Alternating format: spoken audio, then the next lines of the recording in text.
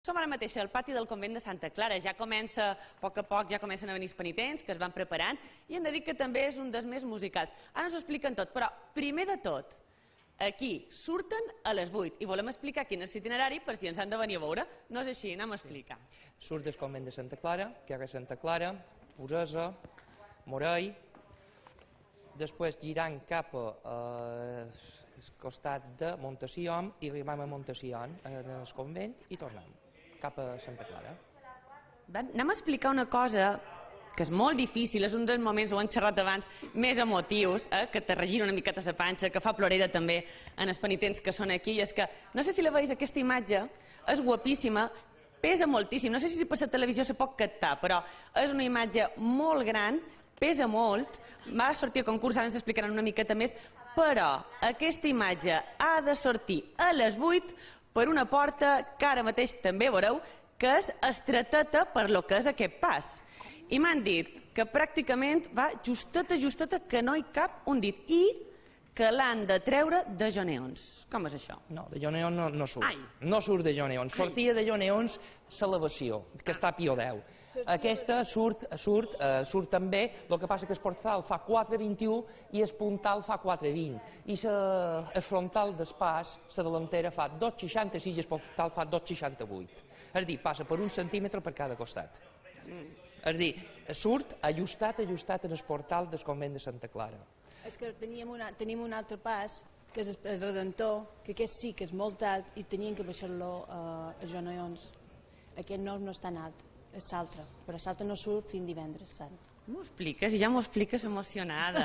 Ja te veig amb plorera i tot. Vol dir que espereu tot l'any, aquest deu ser un dels dies més importants, no? Sí, la veritat és que ja només d'explicar-lo i saber com ho vas a fer i el que faran els nostres costalers és que és impressionant.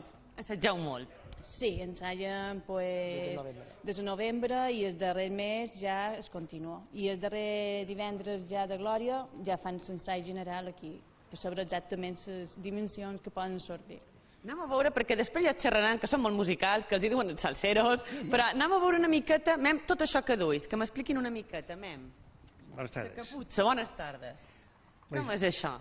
Això és el que duim damunt, és el nostre escut, que representa la passió, la creu, la corona, el làtigo i les claus. I per la gent que no ho coneix, què duis? Bueno, jo som germà major. Entonces això se va de germà major. És important, eh? Enguany fa 73 anys que vaig esforçar això. I tinc 80. Tenia 7 anys i de 7 anys vaig esforçar això. Mon pare és fundador de Cristo, que diguem. Beníssim. Anem a veure també aquests jovenets que fan per aquí, que ens expliquin. Mem, què trobam per aquí? Què és això?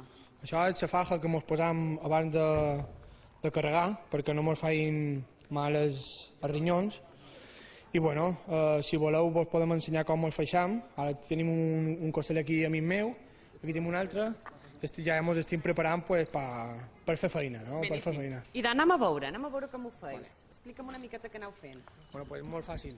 Això se posa aquí, a l'altura de l'ombligo, no? De la guixa, no? Com se diu. I bueno, un estira, ¿vale? I un alt op, ¿vale?